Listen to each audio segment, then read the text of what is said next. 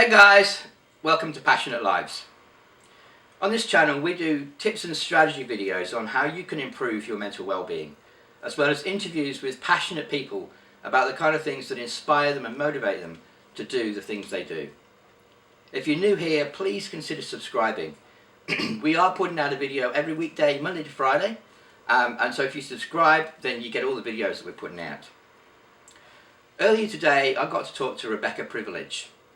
Now Rebecca had a near-death experience that catapulted her to change her life, and in this interview she talks about the kind of things that motivated her and what she's doing now and her hopes for the future.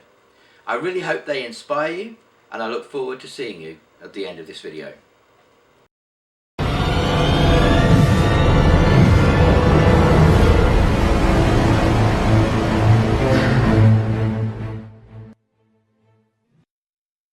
Hi, my name's Rebecca Privilege from Integrative Wellness, and I am a clinical hypnotherapist, a laughter yoga teacher, and it's not yoga with laughing. You can do that if you want, but it's a little bit more involved in that. It's an aerobic exercise, and it's for mental health, mental well-being, happiness, joy, fulfillment, all those fabulous things that we do.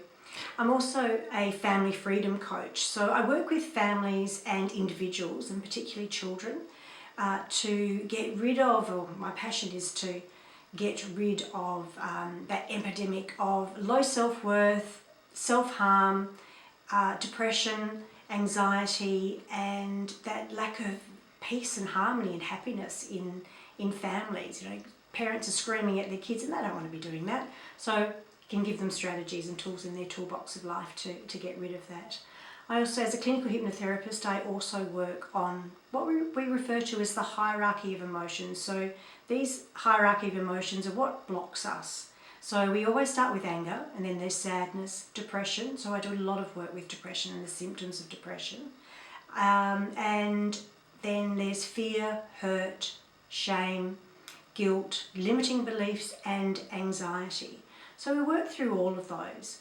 I also work with IBS, which can be incredibly frustrating and depressing for a lot of people. There are usually a lot of emotions attached to IBS, which is irritable bowel syndrome.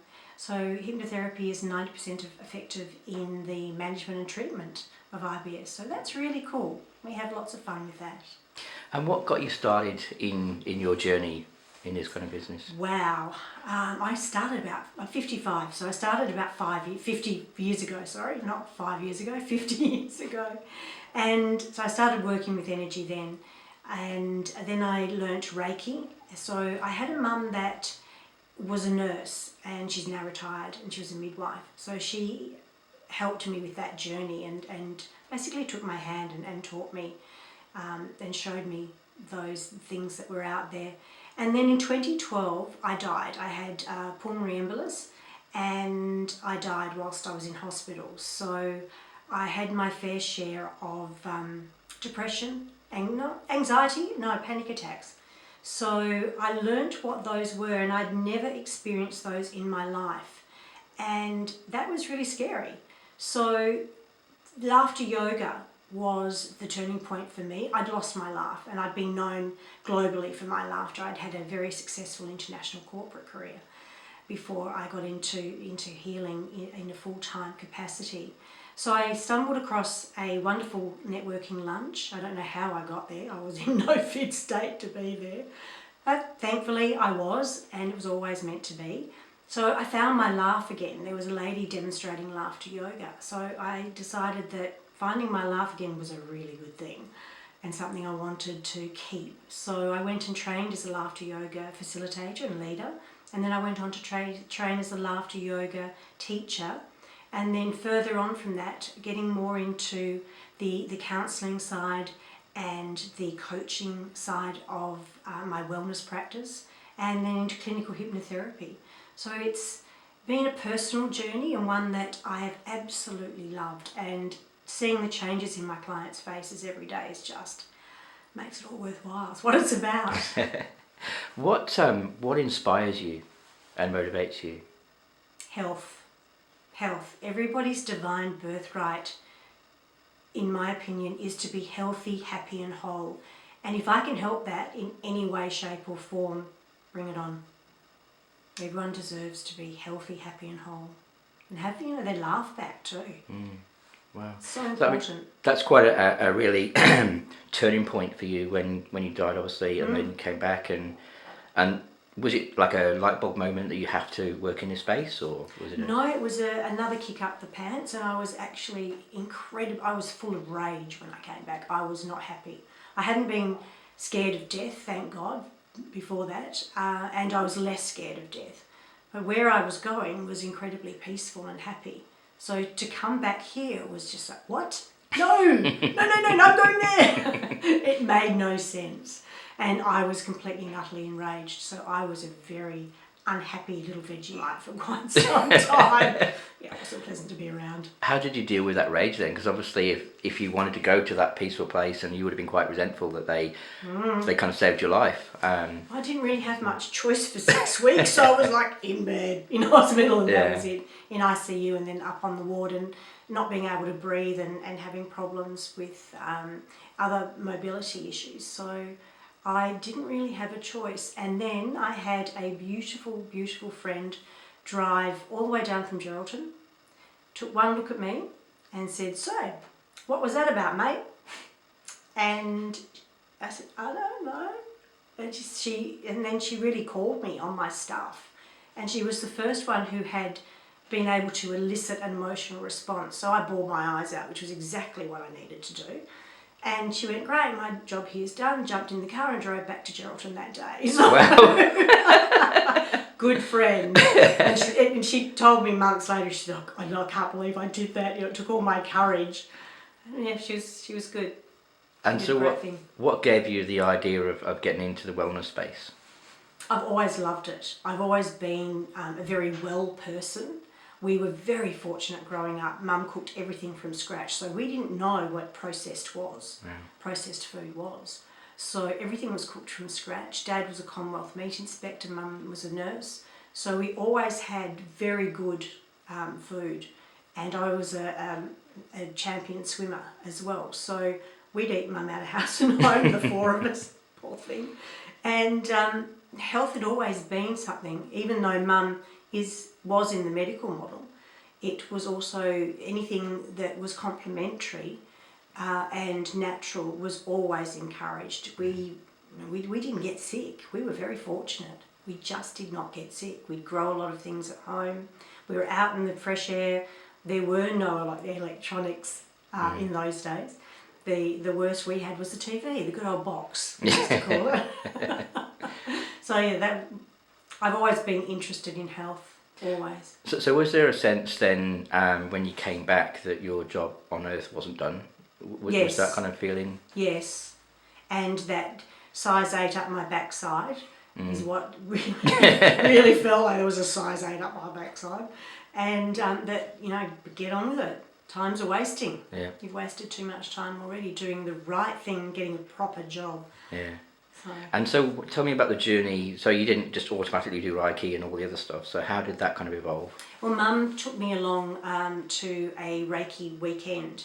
And at that stage Australia had only one Reiki master, Greg Williamson.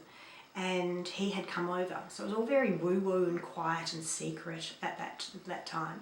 So that was a fabulous weekend. And I was, I would have been 19, 20. So I was one of the youngest in Australia to receive Reiki attunements.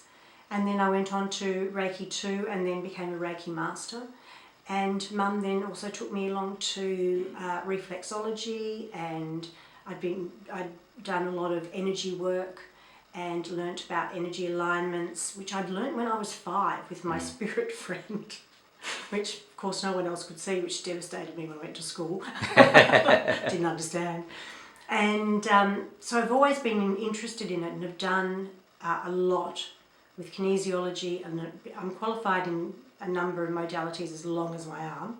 I tend to use about 3 or 4 of them, perhaps 5 of them maximum these days. And so how do you work with the clients? Is that, like you said, there was a multiple different modalities. So do you do one-on-one or group work? Or? I do. I'm really fortunate in that I can do one-on-one, and I can do that face-to-face, one-on-one, or I can use Zoom or Facebook Messenger video. So I have those wonderful pieces of technology available to me as well. Yeah. I can do group work depending upon what the issue is. You just got to be a bit careful with group work. The best group work, laughter yoga is the best for doing group Laughter's work. catching as well, I suppose. It So is. one starts then. Smile and laugh is just beautifully contagious, and the effects of a laughter yoga session can last for up to 3 hours after the session ends, and that's always beautiful too. And you do some family therapy as well, is that right? So do you work with kids? Or Yeah, do you I work, do. I do. I work with a lot of kids that self-harm and want to commit suicide. Yeah. And it's interesting. I've worked with them for about 12 years, and even up to 5 years ago, kids would come in and they would tell you how they plan to commit suicide, and they were wrong. I was like, yes. Now they come in, they tell you how they plan to do it, and they're 100% correct. And your stomach just does this leap, and then you just find out what's going on, what's really going on. Yeah. And work through that and give them tools in their toolbox, and then also do some extended work with them, which is great. And do you work with parents as well? Yes, not together. I don't work with the whole family together until the very end, so closer towards the end. So I work with individuals and then together. Yeah.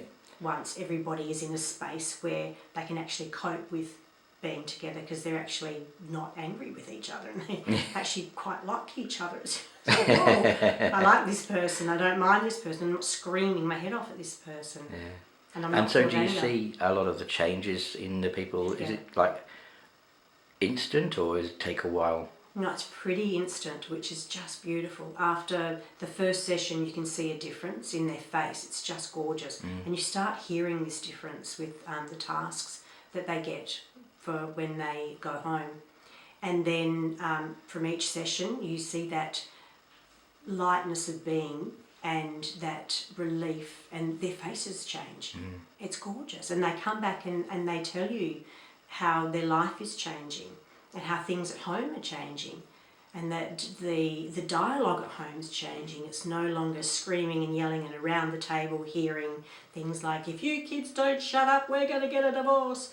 None of that feeling unsafe stuff happens anymore. And parents who couldn't see any other route other than divorce are now as solid as a rock, which is just beautiful. It's gorgeous to see, and the kids feel safe. And that must be really rewarding for you to see the changes so soon, because normally counselling does last several sessions before you notice the difference. Yeah, exactly. And it's just beautiful. And the pride I have in them for doing the work. They do the work. And I just facilitate.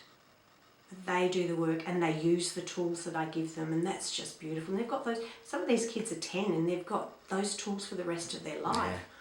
You know, the world's their oyster, isn't it? If only we'd known that Exactly. at that age. It's beautiful. So how can people get in touch with you? Do they get referred by a GP, or can they self-refer? They can get referred by a GP if they want to. It's entirely up to them. It's not mandatory. They can contact me. My mobile is 0411 176 055. My website is rebeccaprivilege.com. And I'm going to give you an English lesson now on how to spell Rebecca Privilege. It's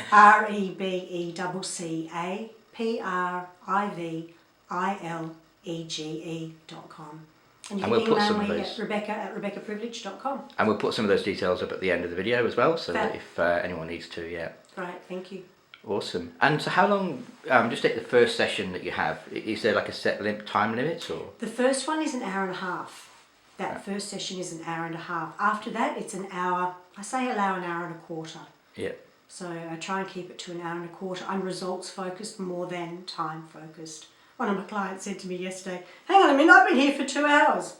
She said, you should have kicked me out. Results focused, not time. Wow. Because I knew that she needed longer.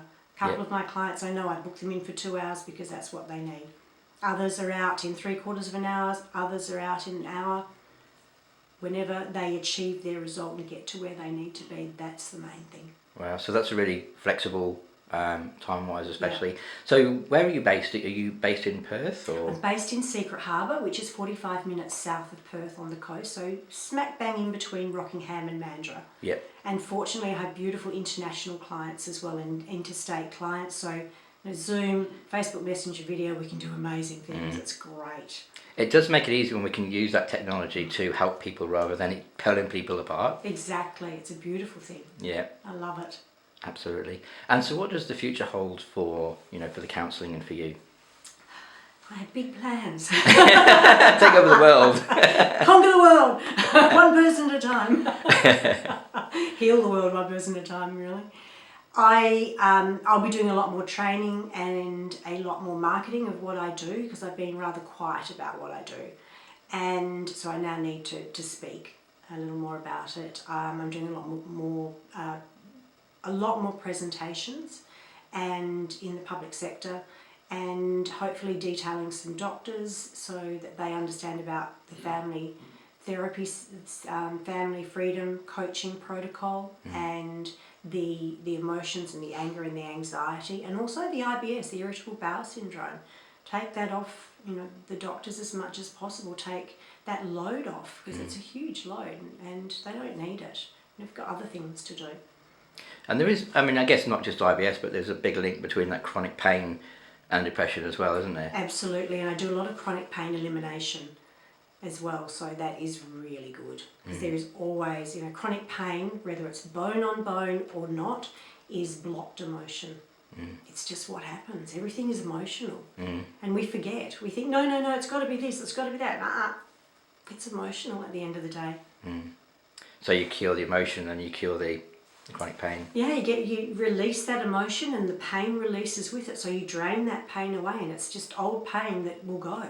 Yeah. There's no reason to hang on when you decide that you're ready to let it go, and that you have no reason to hold on to it. You get your learnings with the therapy that we do, which is very quick and easy, and you get those beautiful insights as to why you chose to keep this pain, and then why you chose to invite it in the first place. You let it go, your life changes. You can have the life you want, not what anyone else wants for you, what you want for you. Absolutely.